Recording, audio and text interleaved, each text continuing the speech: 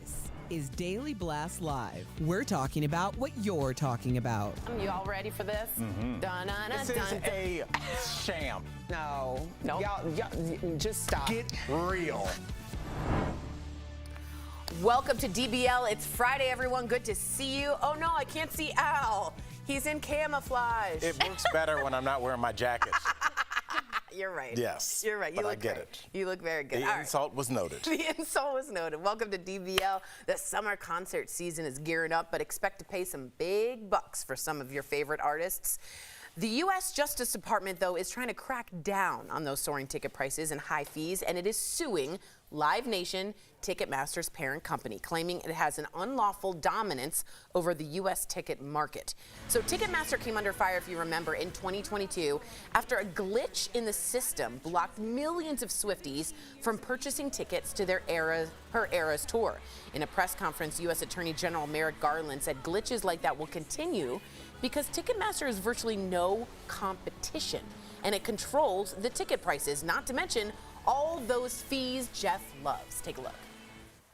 Those include ticketing fees, service fees, convenience fees, platinum fees, Pricemaster fees, per order fees, handling fees, and payment processing fees, among others. It is time for fans and artists to stop paying the price for Live Nation's monopoly. Ooh, some fighting words from Garland, but the Live Nation president told MSNBC that's actually not the case. He said Ticketmaster only takes a fraction of those fees and has zero control over ticket prices. Watch this. But we're not setting the ticket price. The artist is setting the ticket price of what the artist needs to make at the show. And we're then working with the artist to market the show, to sell the tickets, to get the fans in, and on the ticketing side to operate the platform. So two very different sides of the story. I want to ask you guys, in 2023, the average ticket market price of top 100 music tours was $152. Back in 2000, how much do you think it was? So 20 years ago, how much do you think an average ticket price was? $50. 59. $40. $40. What do you guys think? Jeff, you are all up about these fees. Are you happy? Are you like, Merrick? You've been on these fees since season 1 of the show. Yeah. I hate stealing, and that's exactly what they're doing. And for once, I'm on the government side. So What's proud of you, happening buddy. here instead of capitalism? Right.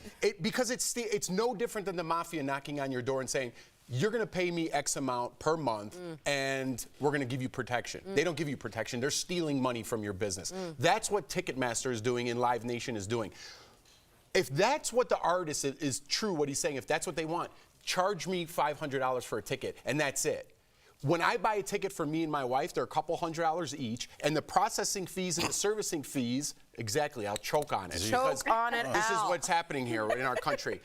The processing fees is as much as another ticket. It's like I'm buying a third ticket. Right. And it's just like the airlines. Don't tell me that I need to upgrade. Don't tell me that I need to see these processing fees. If that's what the artist wants, then charge me that price for the ticket and don't let me see any additional fees, because that's a whole nother ticket. And I'm glad the government's stepping in, because this is a monopoly. Yeah. That's exactly what it is. That guy's flat out lying that they take a fraction of those fees. That's right. It's a lie, because when the tickets come out, they're $100, say. When they get to the secondary market, which is a whole different thing, they could go upwards of $1,000, whatever the market is willing to pay. I get capitalism, I get the marketing strategy in that, but they're stealing when they're charging you all those fees and stuff on top of it. Well, you forget what happens in capitalism. There should be a competition. It's a market. Well, that's what it is. This isn't what a market is. This is one person having all say on top of everybody else, and that is against the law. And the secondary market buys up all the tickets before the regular public gets a chance to get them at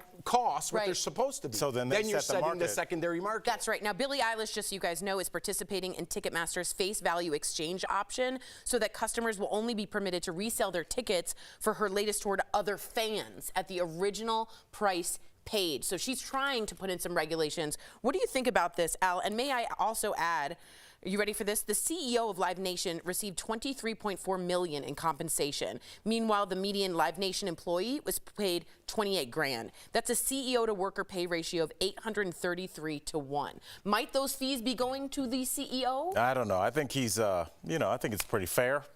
It's ridiculous.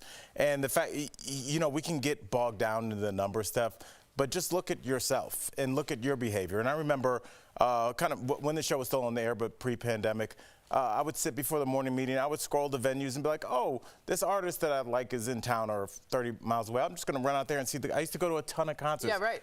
I don't go anymore because I can't go anymore. These prices have shot up in a way that at first I was blaming myself, like, here's old man Al with these prices these days. It's not you, but Al. I'm not saying 20 years ago. I'm talking about 2019, 2018. The price of a flight, the price of a concert ticket, the price of a regular season basketball game has gone up so much you can't enjoy yourself. What do you think, Steph? I think it's Because absolutely Europe is way ludicrous. better. You guys have regulations. We have a lot of regulations, and you know what? The amount of American England. friends in Europe, in Europe, no Ticketmaster. Yeah, so a lot of my American friends are actually flying to the likes of London or Paris to see Taylor Swift, and it's actually cheaper. I've heard that. To go on vacation and spend $100 on a ticket, and for the rest of the money, you're getting a vacation. You're absolutely right. But here, you're lucky if you can get even a ticket for under $1,000 to see Taylor Swift. You're It's absolutely right. crazy. You're absolutely I mean, right.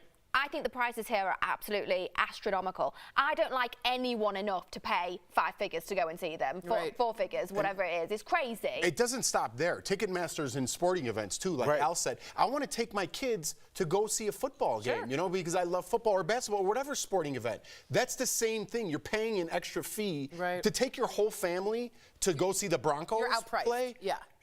It I would be- can't Yeah, but afford there has that. to be So how are you ever 800. going to have? I remember going to the old Chicago Stadium, seeing Michael Jordan, watching the Blackhawks. memories, Those man. memories Yeah. of going with my dad and watching those games. My kids aren't going to have those memories because I'm not forking over $2,000 to go watch a Sunday football game. Those are Super Bowl prices. So let me ask you this. Because Biden's doing this, it's his attorney general. He's talked about junk fees over and over again. Does this change the election in any way? Does this sway voters who might be independent to be like, you know what? That guy's sticking up for the little dude. It would be, but now the government's saying this isn't going to happen for another 5 years. Yeah, it's gonna you know, be like long. Jury trial, we're right. pushing Trump along. I don't want to get into all that. Right. Start pushing this along a little bit. I'm sure there's a line of a million things. You know what I mean? right, But right, this right. is a big one for me, and I think just people in general, because it just we can't afford it. Yeah. We can't afford it. Yeah, absolutely. Just so you know, Taylor Swift tickets in Miami, $1,915. In Portugal, $135. It's crazy. That's insane. Coming up on DBL, Celine Dion gives us a raw and honest behind-the-scenes look at her battle with a life-altering illness. And we got Dr. Yoon here to talk about the dark side of plastic surgery. What are ghost doctors? And are they like Al with his camo? Where are you?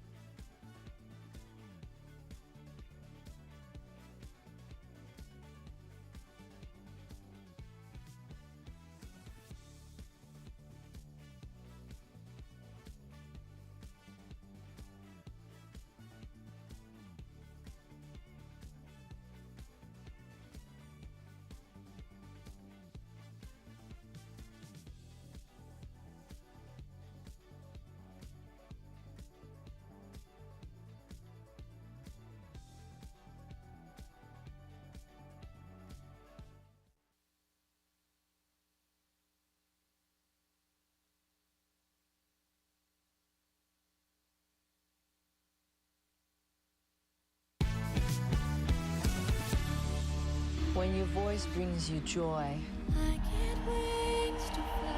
Ça va les garçons? Je t'aime. You're the best of yourself. I need my instrument. Wow, welcome back to DBL. That's the emotional first look at Celine Dion's new documentary, I Am Celine Dion, out next month. In it, she breaks down over her 2-year battle with stiff person syndrome that forced her to take a break from the stage. Take a look at this. I think we did create our own magic. It's not hard to do a show, you know. It's hard to cancel a show. I'm working hard every day. But I have to admit, it's been a struggle. I miss it so much. The people. I miss them. If I can't run, I'll walk. If I can't walk, I'll crawl. I won't stop.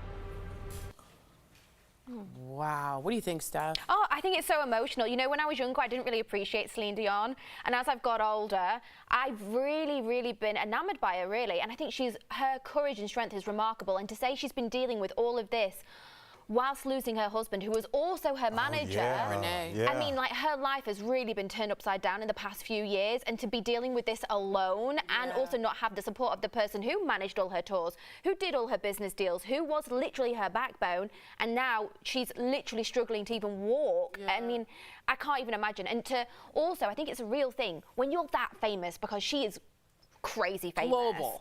It must be a really weird thing to go from I am filling stadiums, people are chanting my name, to I can't even leave my house or my room because I physically can't move. The only person I'm seeing is like my doctor.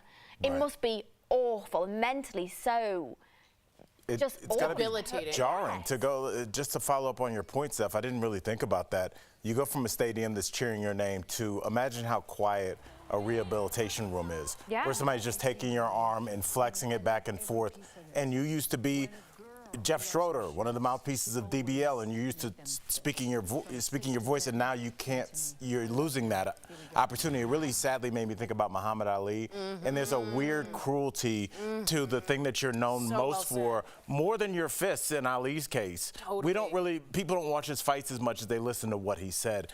And just that little clip we showed was really inspiring for myself as a performer, because sometimes you don't feel like going to a show. Sometimes you don't feel like getting on a flight, and you realize, I'm sure she felt like that at different points in her career. She's human, but just to have that taken away, you're like, man, I wish I could get on one more flight and do one more show. Which is kind of the positive side to this, right? Just to keep it half full. Horrible things happen to everybody. The celebrity doesn't keep you from that, right? And horrible things happen. This is debilitating, and Steph mentioned her mindset about what she must feel like being a global sensation. But on the other side of that, her drive to get back on stage is what's helping her in this sickness, right? That drive to get back and perform for the people. She's never going to be the old Celine Dion. Mike Tyson's getting in the ring.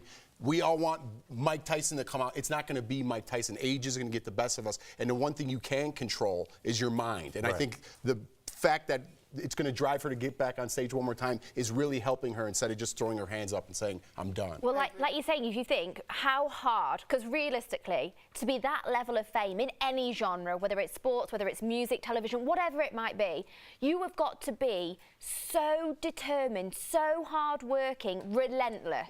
Relentless. So that is probably what will get her through. And not only that, what I think about too is what, you really brought up a great point. It's Celine particularly, like in my comedy, I did a lot of like physical stuff. Celine's particularly physical when she sings. There's a lot of like movement. There's a lot of like belting, and there's a lot of strength that comes with that you need. And I feel like when you are like ALS, you're trapped in your own body. That just must be torture for someone who's used to just grooving. I didn't know she was so physical on stage. I thought she just kind of stood there. No, she moves, and she was a ballet dancer growing up for a long time, so that's why she still does ballet. But she really belts with her whole body. So I can imagine how debilitating this is. We're thinking of you, Miss Dion. Coming up on DBL, why are people putting snails on their faces? What a weird transition. Our favorite holistic plastic surgeon, Dr. Yoon, is going to explain. Oh no.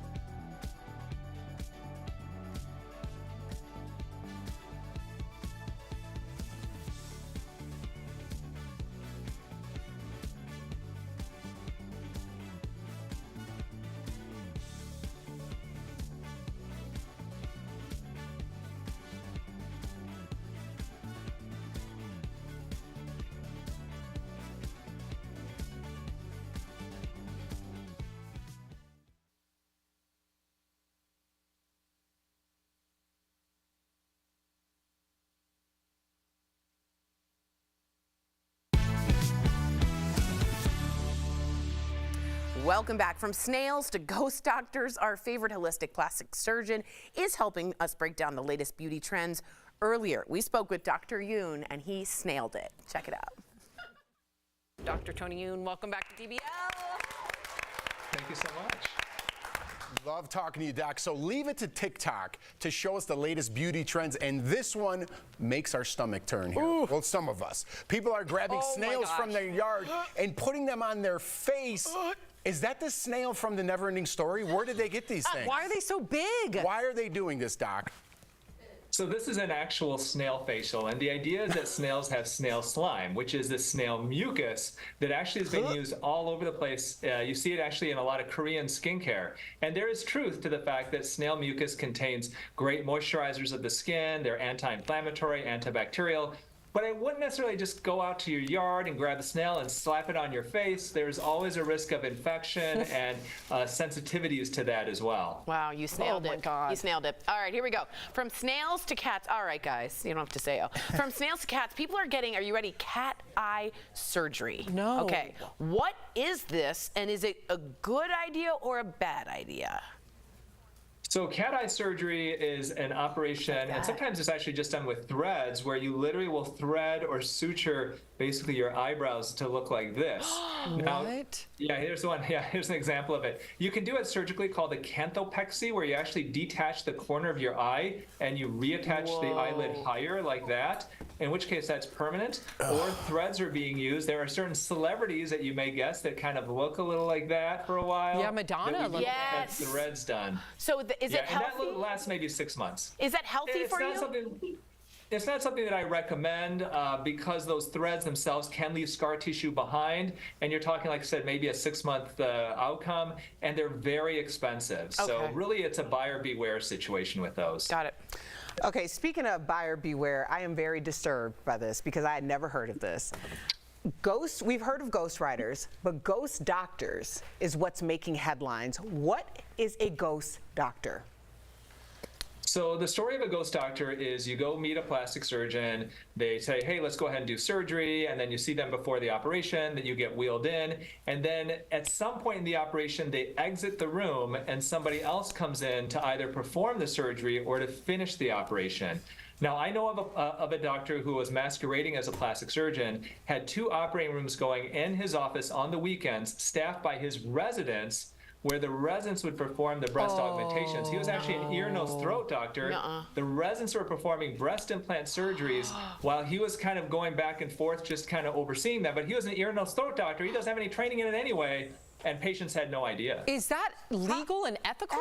Probably not, Sam. There are many hospitals where you have doctors like orthopedic surgeons and other types of surgeons who do have 2 operating rooms going at once. Sometimes it's the residents doing it. The true ghost doctor phenomenon you hear about in Asia, where actually it is a switcheroo, where you don't even know somebody else is operating on you.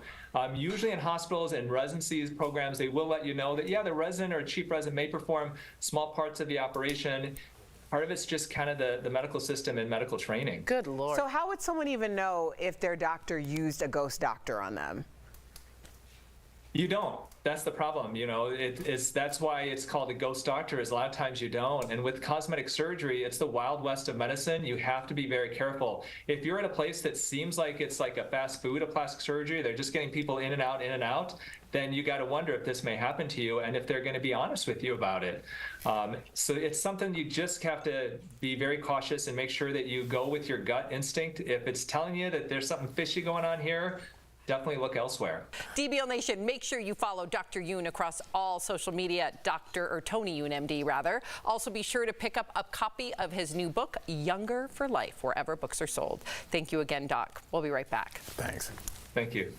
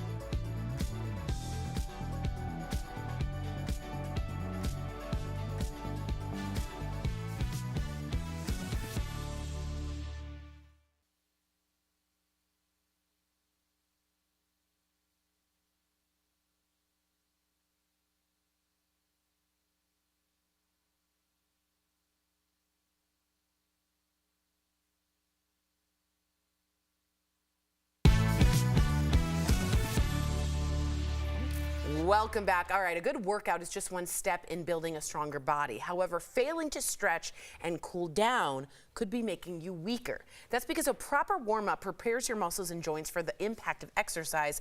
So let's be really honest, guys. How often do you stretch and warm up before working out? I have a little warm-up. Like, I'm proud of myself. I warm up. You know where? I'm being totally honest. I do not cool down. I don't think I ever have. I don't think I have either. What about you? You work out a lot. Yeah, I definitely 15, 20 minutes stretching. Because when I was like, what are you before doing or down after? there? Before. Before, You okay. have to. Otherwise, if I do a little something like this, I tweak little things. I see. Without that stretch, you got to stretch. Steph, you look surprised when he said that. When he said 15, 20 minutes, I was like, wow. He's a that's yoga guy. He really stretches. good. Yeah, I'm pretty flexible. Do you do a cool down, Steph? I go to a class, so I do whatever the teacher tells me. If I'm left to my own devices, nothing's happening. That's so So if honest. the teacher is like, okay, now you're going to stretch for 1 minute, I stretch for 1 minute. If they told me it was 20 minutes, I do whatever they tell me. If it's left just to me, I don't know what I'm doing. I'm not an expert. Right. I Favorite part barely made it there. I'm paying you. Just tell me. Oh man, while you are building strengthen your muscles, don't forget to support those joints. Something that can help your joints is Omega XL. It's a really powerful joint support that's helped millions of consumers, and it's backed by 30 years of clinical research.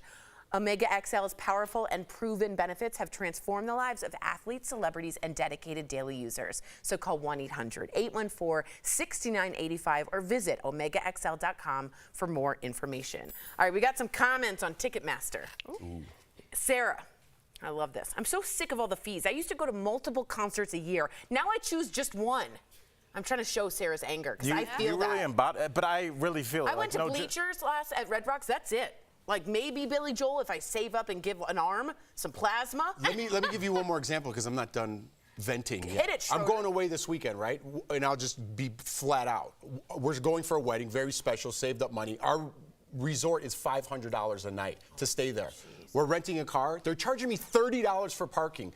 Don't charge me $30 for parking. Include that in the $500 that I'm paying you already. Annoying. Yeah, I'm gonna do lawn jobs all over that place. Yeah, you are. Yeah, That's there's exactly your $30. right. Donuts. God, it's diamond nickeling. Or nickel and diming. Nickel and diming. That's I hate exactly. I thought you said cool. diamond nickeling. Yeah, that's not what I said. But Ben says this. I don't know how people have the money for any concerts, from the actual tickets to paying a babysitter to parking. Thanks, Ben. I just can't do it. Ben, you and Jeff. Ben, you're a man of the people. Man. Ben, you should run 2024. DBL's new every day. We'll see you same time, same place next time. Bye, guys. Arms out. I don't